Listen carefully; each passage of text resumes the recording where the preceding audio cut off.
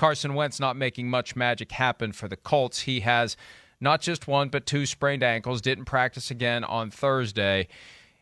The Colts reportedly are prepared to go not just with Jacob Eason, but also Brett Hundley if Wentz can't play on Sunday at Nashville against the Titans.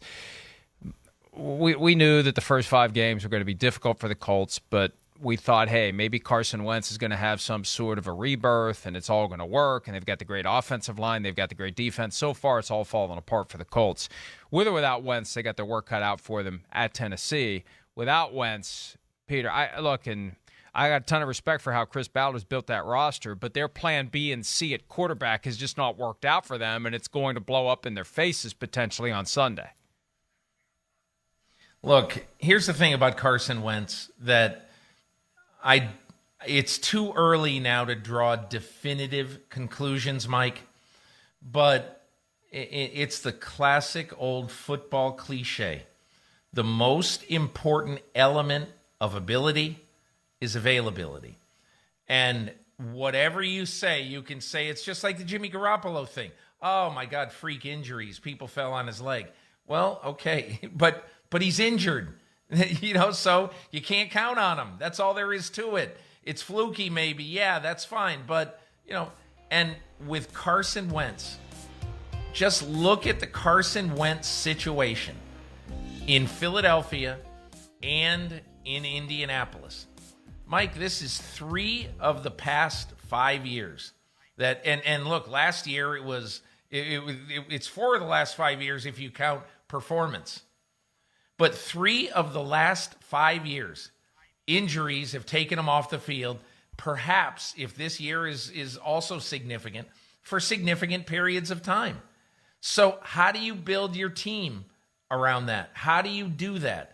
And if you're the Indianapolis Colts right now, you've got to have the stiff upper lip. You've got to say all the right things. You've got to say, he's our guy, he's our guy, he's our guy, because you don't have any other choice. But at this point, look, Mike, do you remember a couple of weeks ago when this drum started beating for, hey, look, Garoppolo, he's just okay. If you can get a low 1, a high 2 for him from some team before the trading deadline, you've got to do it. No. Don't do that. Now that you have committed to paying him his $25 million for the year, you need insurance. 3 of the 4 years that Shanahan and Lynch have run this team have been ruined because of either quarterback performance or quarterback injury. Have 2 quarterbacks there who are competent and can walk and chew gum at the same time. Don't trade the other guy who can play. It's like, how did the Eagles win a Super Bowl? Their backup quarterback. So you need to have depth at that position. And that's why, to me, one of the things, my number one priority in the offseason of 2022, if I'm Chris Ballard, I am going to find my Nick Foles. I am going to get not a good, but one of the top 3 or 4 backup quarterbacks in football. And I'm going to tell Carson Wentz, who chafed at Jalen Hurts coming into Philadelphia, hey, listen, buddy, you're not the franchise. The franchise is the franchise. And we are going to get a backup to you who can win if you don't play. So that, I don't even know where I'm going with this, but I'm just saying that, to me, that's the one moral of the story with Carson Wentz right now. Get yourself a backup quarterback who you can win with. That's why the Eagles drafted Jalen Hurts, because they recognize backup quarterback is one of the top 15 most important positions on the entire roster, because you have to have somebody ready to go. It can fall apart all together. The season is done if you have your starter injured and if you don't have a competent backup. And back to Carson Wentz and this question, is he injury prone? We hear that from time to time. Is a guy injury prone? Is he just made differently, that he's more susceptible to getting injured? I look at it this way. It's not a question of whether or not you're injury prone. It's a question of whether you're prone to putting yourself in a position where you're likely to get injured. I've said that all week. You see how Aaron Donald drags him down from behind?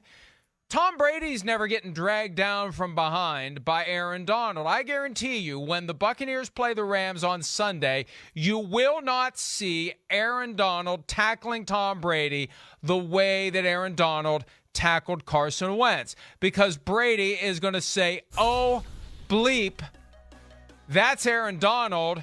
I'm hitting the deck, or I'm getting rid of the football. I'm not going to try to prove that I can win a one-on-one battle with Aaron Donald and get my ankle sprained in the process. And that's been the Carson Wentz problem. And it's easy to talk about it. It's so hard to turn it off because it's just the way the guy's wired. And I admire the toughness. I admire the grit. But there's a fine line between toughness and recklessness. And Wentz has been reckless with his body, just like Garoppolo. Garoppolo lost for the year in 2018 because he sees a guy at the sideline. He wants to be a tough guy and drop a shoulder into him. Oh, look, he tore his ACL. You got to know how to avoid putting yourself in a situation where you are prone to getting injured. That's the key. The best quarterbacks understand it, Peter. And then you have Jimmy Garoppolo and Carson Wentz, who have yet to figure it out completely. And the last thing I'd say about this, Mike, is that if you understand your role on the football team, you know when to say when. Tom Brady knows his role on the football team. He just does. He understands that it all is going to collapse like a house of cards if for some reason I am not the quarterback of this team. He'll never say it, but he knows it. So Antonio Brown goes out on the COVID list, we'll get by. And of course they will. It'll be a blip on the radar, even though he's a good player. The point is, you don't get by without your quarterback. And that is where, in my opinion, and again, Carson Wentz is a very good football player, but you cannot play like that if you know your role and your place on the Indianapolis Colts. And Tom Brady is so committed to ensuring that he can continue to play football for the Buccaneers that when in doubt, the break glass in event of emergency option for him is just fire the ball up in the air, even if it means it gets intercepted. I'm getting rid of this football before I take that hit that potentially is going to knock me out for multiple weeks and impair our bigger objective of trying to get to the Super Bowl and winning it. Hi, I'm Mike Tirico, and thanks for watching. Make sure to hit subscribe for the latest news and highlights from NBC Sports.